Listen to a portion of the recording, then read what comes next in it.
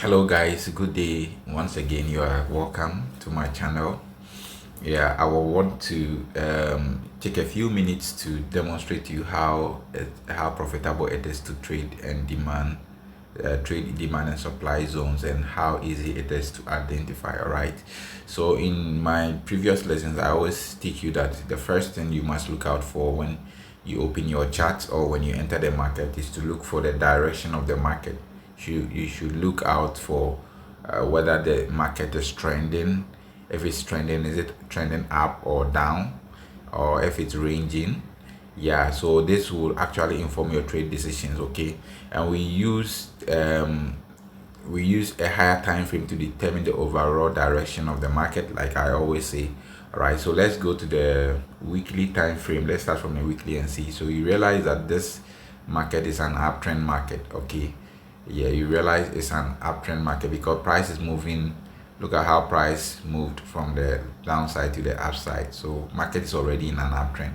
Moreover, you see price making a series of what, um, higher highs and higher lows, right? Yeah, this is a weekly time frame. So price making higher high, higher low, higher high, higher low, higher high, higher low. All right, so it's a clear example that market is in what, an uptrend. Then the second thing is you scale down to the lower time frame. Let's You scale it down. That is a top down analysis. So if you go to the daily time frame, you realize that market is following the same uptrend, higher, making a series of higher highs and higher lows. All right, so you can just see it's higher high, higher low, higher high, higher low, higher high, higher low. All right, and then here you could see the market is ranging. All right, you could see the market is ranging here. So first of all, market is in an uptrend. Okay, so what you have to look out for is to look out for an opportunity for buys, all right. So you scale it down to a lower time frame. Let's go to the 4 hours. So for 4 hours you could see that I have drew demand and supply zone because market was ranging. You could see market is moving within this range. Okay, market goes up, goes to the supply zone, come to the demand zone. You see that whenever price comes to the demand zone, it goes up. Okay, then it reaches here, comes down. All right, so you could see that market is ranging in this particular area. Market is ranging in this particular area. So the bias here is a buy. All right, so you look out for opportunities for buys. All right, so after drawing my demand and supply zone, which I have taught in my lessons, yeah, I taught this just yesterday. Okay, how to draw demand and supply zone using order blocks. Okay, so you could see this is a demand order block. I drew this demand order block here. All right, so you could see that whenever price come into the order block or the demand zone, price goes out higher. Whenever price come to the demand zone, it goes what, higher. Okay, good. So yesterday I spotted this buy. Okay, price came into the demand zone, price was somewhere here. I spotted this buy. So what I did was I quickly entered the trade. Okay, I quickly entered the trade at this point, and then I waited for price. You see price going higher. All right, so like I said,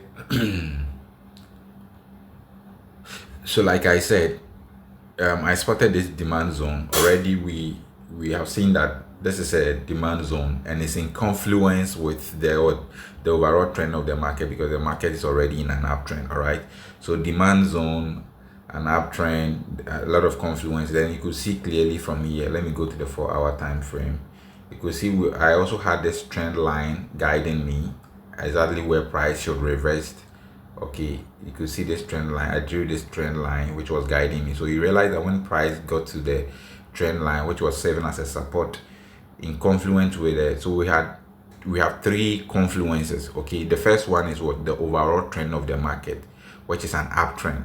Now the second confluence is what, this demand zone, where price was already in the demand zone. All right, so that is my second confluence. And then my third confluence was in this trend line guiding me. So price came to the trend line as a support. All right, so that was my third confluence. And then I could use another confluence. You could see price forming morning.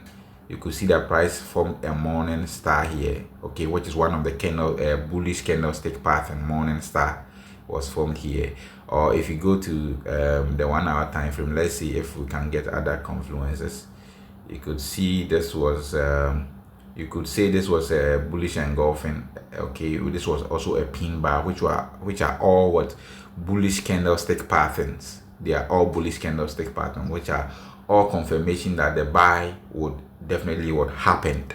The buy would definitely happen. So I took this trade, I left it overnight, okay. My stop loss is around here. Yeah, it was overnight. I took it overnight and then I slept, and then look at this is a small account, okay. It was a small account, but you could see how profitable price has been, okay.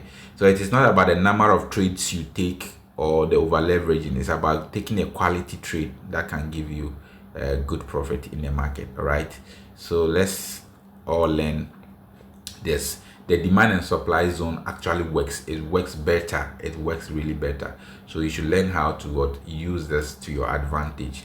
All right, if you want mentorship, I'm available.